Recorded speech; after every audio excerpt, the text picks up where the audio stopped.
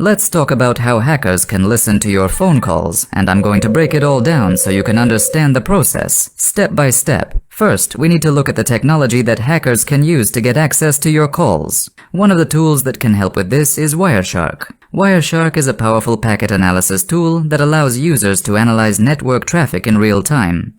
It's an open source tool, which means it's freely available for anyone to download and use. It's a GUI-based tool, which makes it relatively user-friendly, but it also has a terminal-based version called T-Shark for those who prefer working with the command line. Wireshark helps hackers by capturing data packets that are sent over the network, and it can be used to decode and analyze these packets to get sensitive information, including phone call data. One important aspect of this process is Voice over Internet Protocol, or VoIP. VoIP allows phone calls to be made over the internet rather than through traditional telephone lines. If you've ever used apps like WhatsApp or Skype to make calls, you've used VoIP. The big advantage of VoIP is that it's often much cheaper, especially for international calls.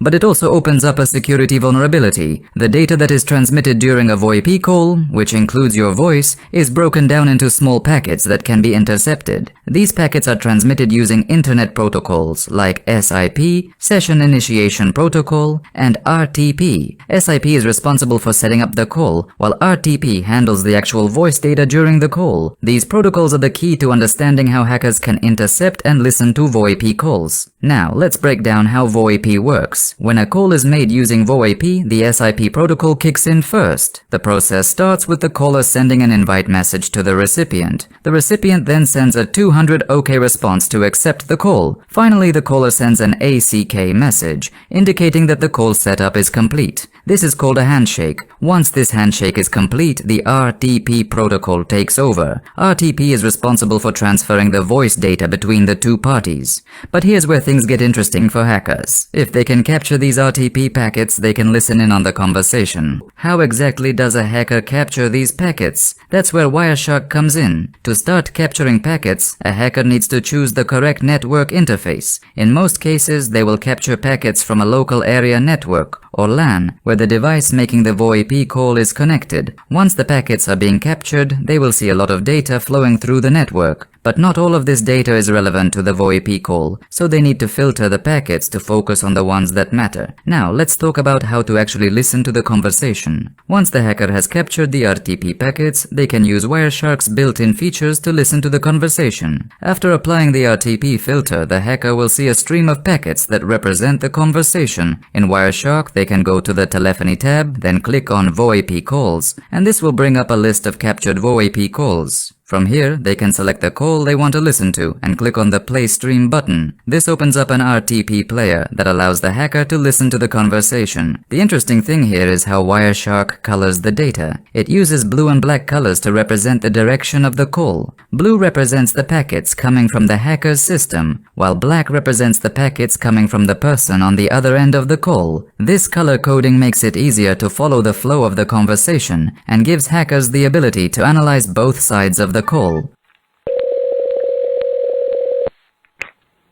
Testing. One, two, three.